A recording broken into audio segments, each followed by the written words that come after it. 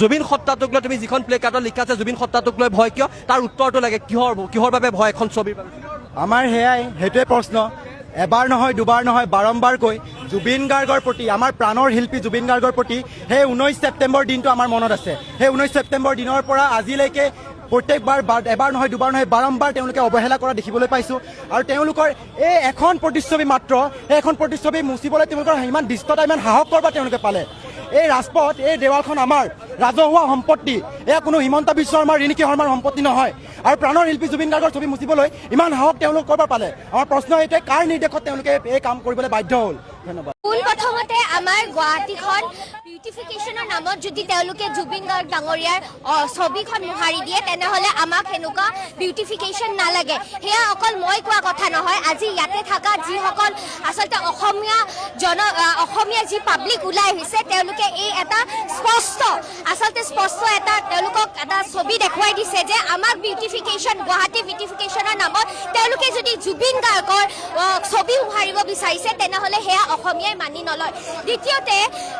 যিটো কথা ক'লে যে তেওঁলোকে দুখ জাপি দিছে যে তেওঁলোকে গমে পোৱা নাই মৃগেন শৰণীয়া ডাঙৰীয়াই গমে পোৱা নাই মৃগেন শৰণীয়া ডাঙৰীয়াৰ আণ্ডাৰত এই গুৱাহাটীখন আছে তেওঁ যদি গমে পোৱা নাই তেনেহ'লে কোনে গম পাব তেওঁ আচলতে এইটো তেওঁলোকৰ এটা স্কাৰ সাজি হয় তেনেধৰণে তেওঁলোকে আচলতে চাইছিলে যে জুবিন গাৰ্গৰ আচলতে যিটো সত্তা সেই সত্তাটো লাহে লাহে তেওঁলোকে মোহাৰিব পাৰিব নেকি প্ৰথমটো হৈছে যেতিয়া ইলেকশ্যনৰ আগত আমি দেখিছিলোঁ যে আমি জুবিন গাৰ্গৰ সমাধি ক্ষেত্ৰৰ ওচৰতে তেওঁলোকে নিজৰ পোষ্টাৰ লগাইছিলে বিজেপি যিটো নিৰ্বাচনী সেই পোষ্টাৰ লগাইছিলে তাৰ পৰা এটা স্পষ্ট হৈ যায় যে এটা বাৰ্তা স্পষ্ট হৈ গৈছিলে যে এইখন চৰকাৰে জুবিন নামৰ সত্তাটো আচলতে মোহাৰিব বিচাৰিছে তেওঁ বিচৰা নাই যে জুবিনে এটা যি সত্তা দি থৈ গৈছে মানুহক আচলতে যিটো প্ৰতিষ্ঠানৰ এগেইনষ্টত মাত মাতা যিটো শক্তি দি থৈ গৈছে সেই শক্তিটো কিবা কৰি নাইকিয়া কৰিব পাৰে নেকি কাৰণ এইখন চৰকাৰে জানে জুবিন যেতিয়া আমাৰ অন্তৰত জীয়াই থাকিব যেতিয়ালৈকে অন্তৰত জীয়াই থাকিব তেতিয়ালৈকে এইখন গভৰ্ণমেণ্টে যেতিয়া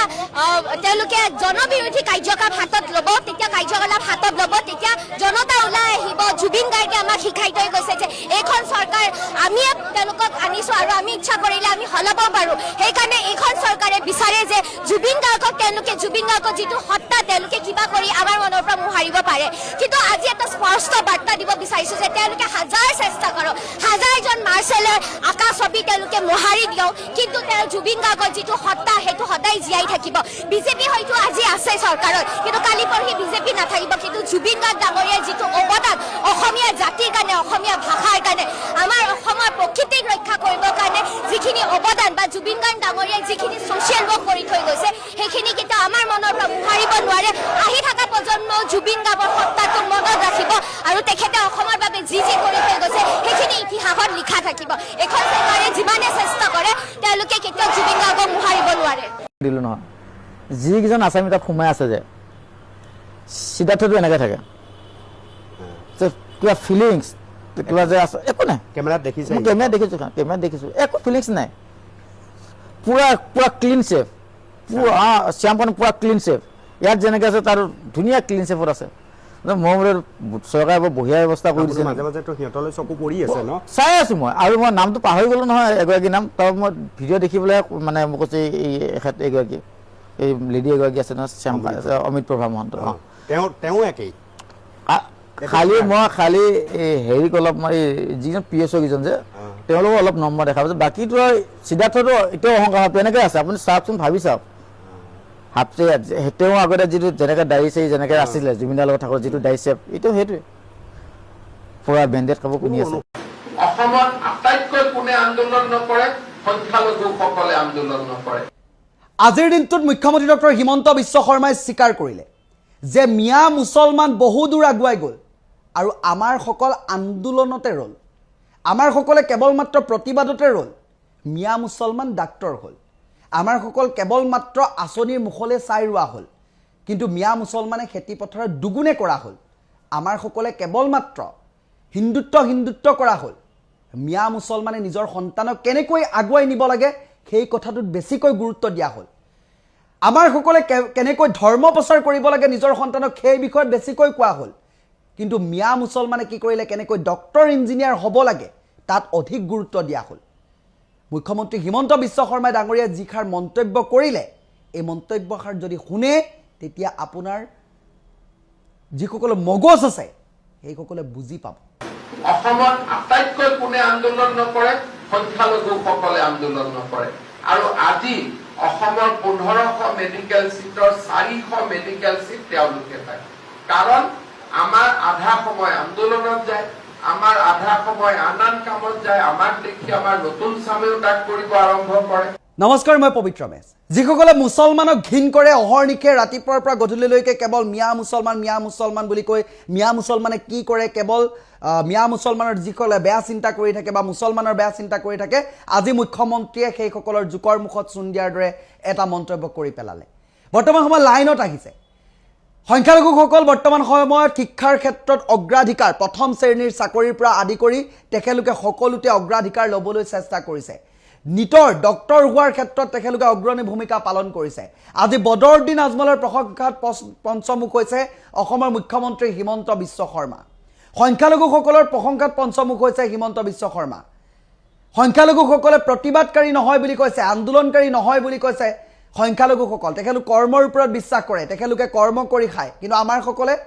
আধা আধি ৰাজপথত নাচুতেই যায় মুখ্যমন্ত্ৰী মহোদয় সেই কথাটো কোৱা হ'লে সেইসকলৰ মুখত এটা পূৰ্ণহতীয়া স্বৰ পৰিলে হয় আমাৰ সকলে আধা আধি নাচুতেই যায় খেতিপথাৰ বাদ দিলে কেৱল মাত্ৰ আঁচনিখনৰ মুখলৈ চায় ল'ৰা ছোৱালী পঢ়া শুনাৰ কথাটোত ইমান বৰ বেছি গুৰুত্ব নাই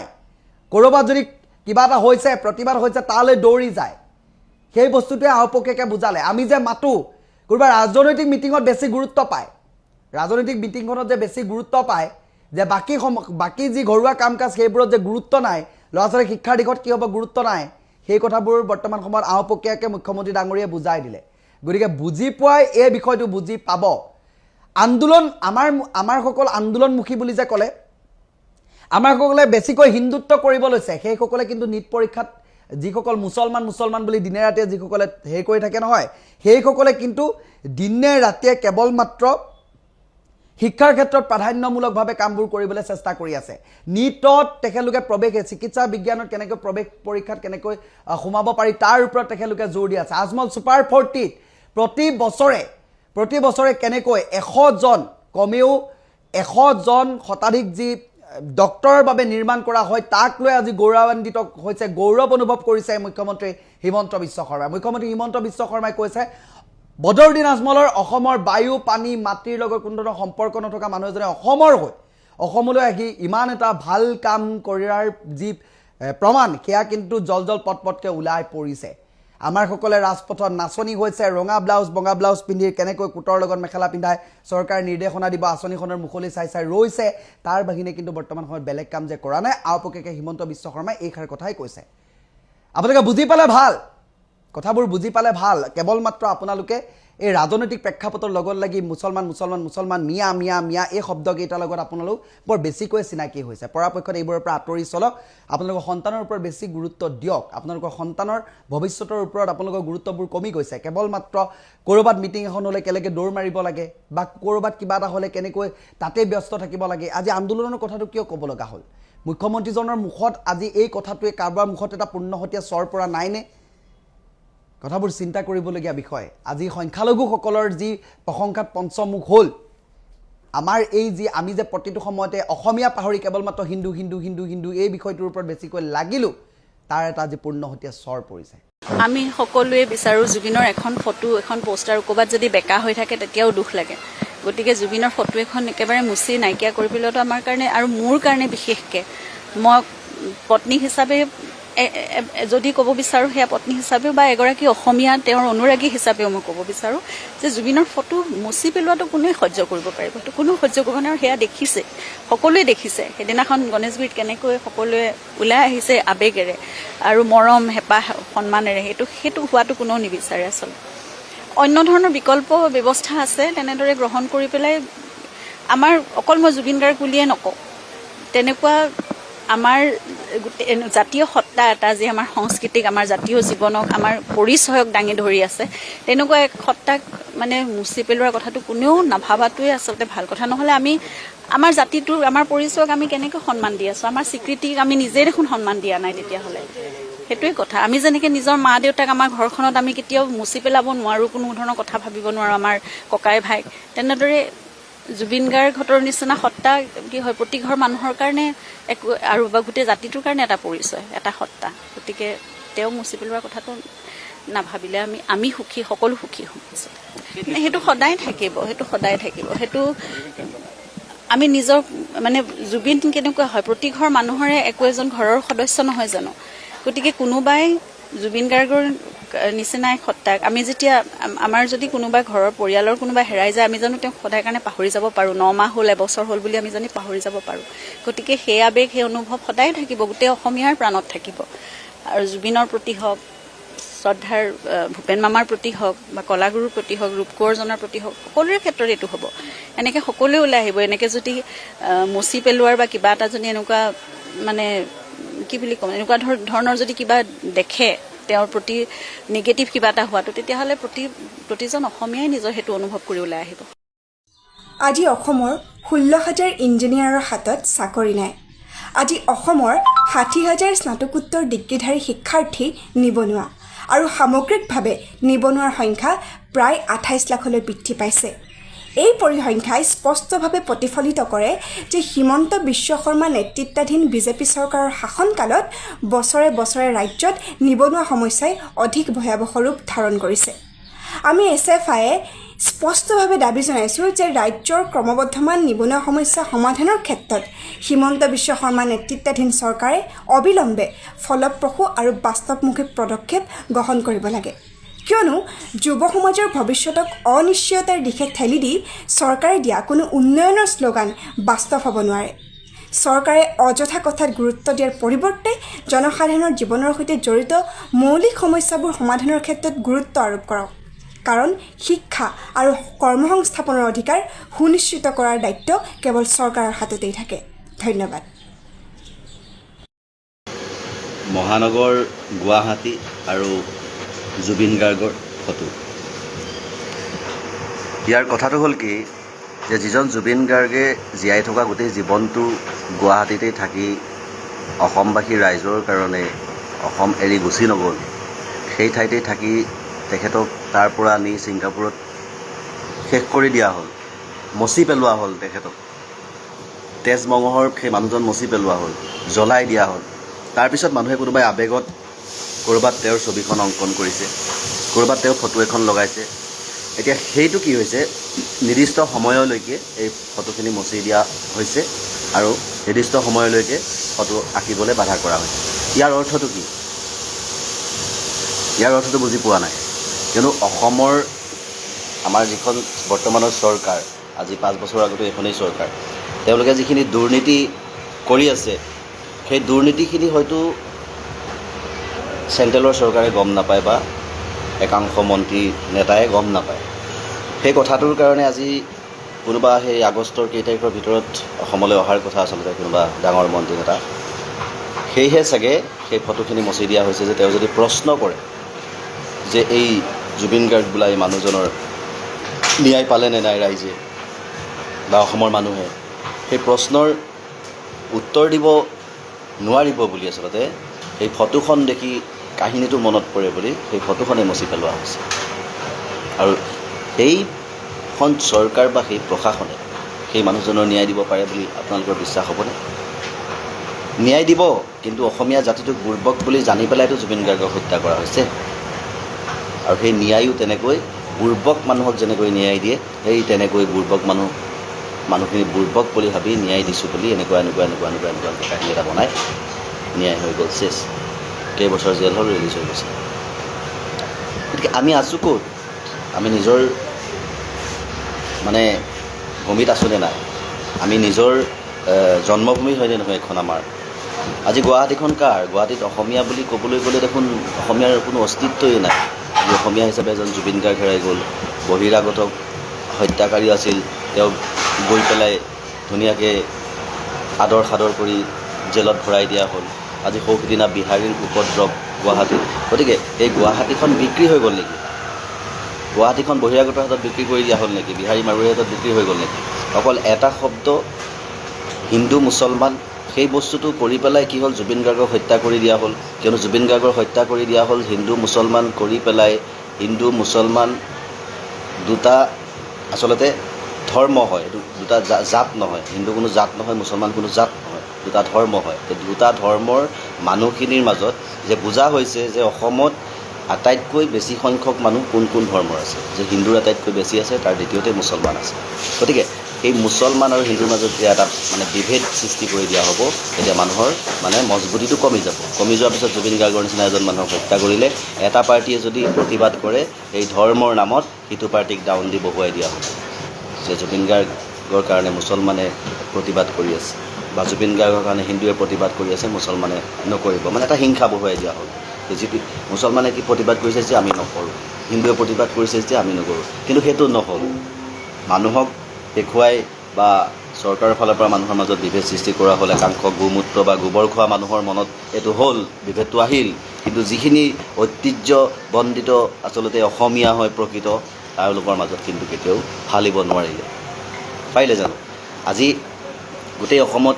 উজনিৰ পৰা নামনিলৈকে মিয়া মিয়া মিয়া মিয়া চিঞৰ বাখৰ, কিন্তু মিয়া শেষ কৰিব পাৰিলে জানো?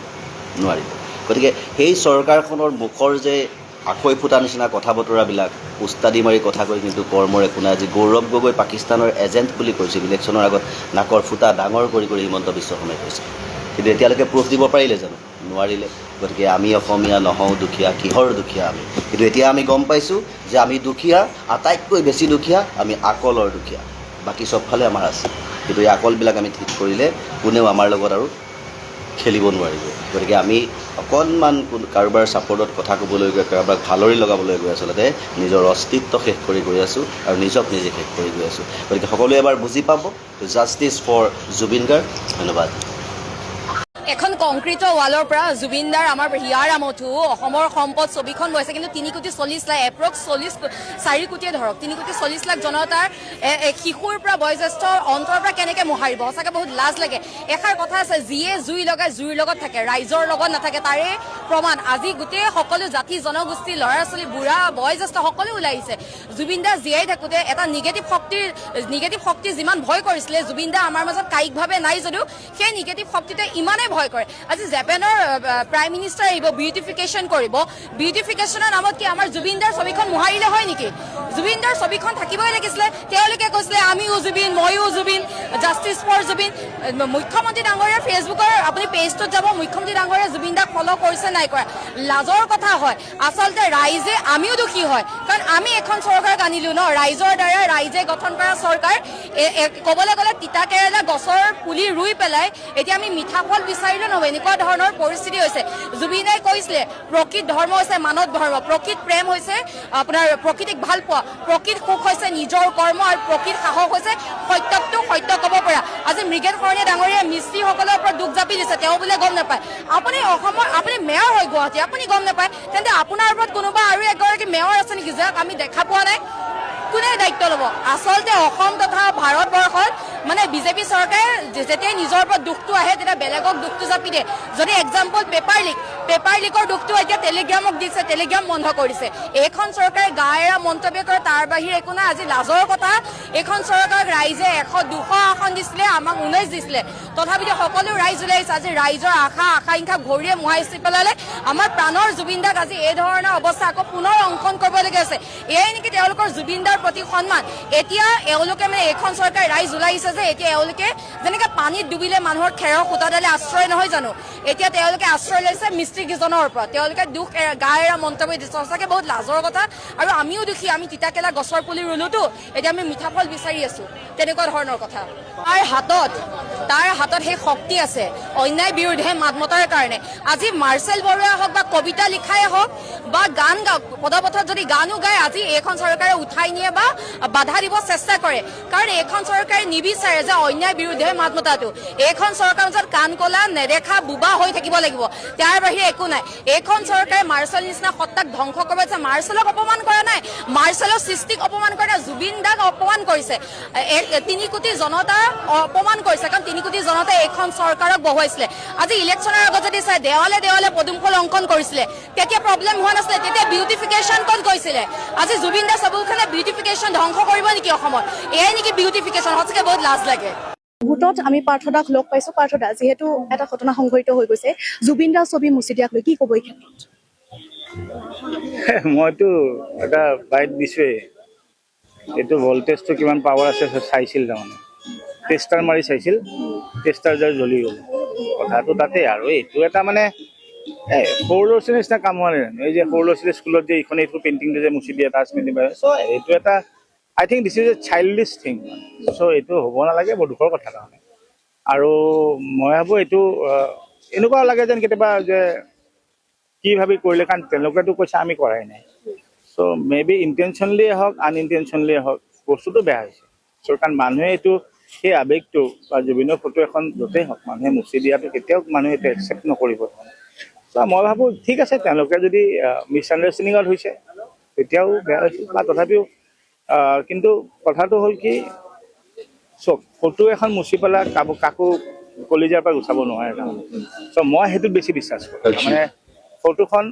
যিমানে লগোৱা কিন্তু যিমানে লগাবা যিমানে মুচিবা এই ইয়াৰ পৰা কেতিয়াও মুচিব নোৱাৰে চ' দিছ ইজ অলৱেজ দে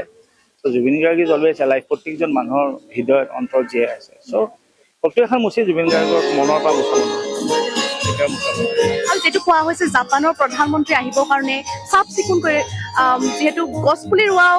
দেখিবলৈ পোৱা গৈছে কি ক'ব এতিয়া সেই কথা এইটোৱে কওঁ যে মাহে মাহে এজন আহি থাকক মই অসমখন চাফা হ'ব গছ পুলি ৰুব ৰাস্তা চাফা হ'ব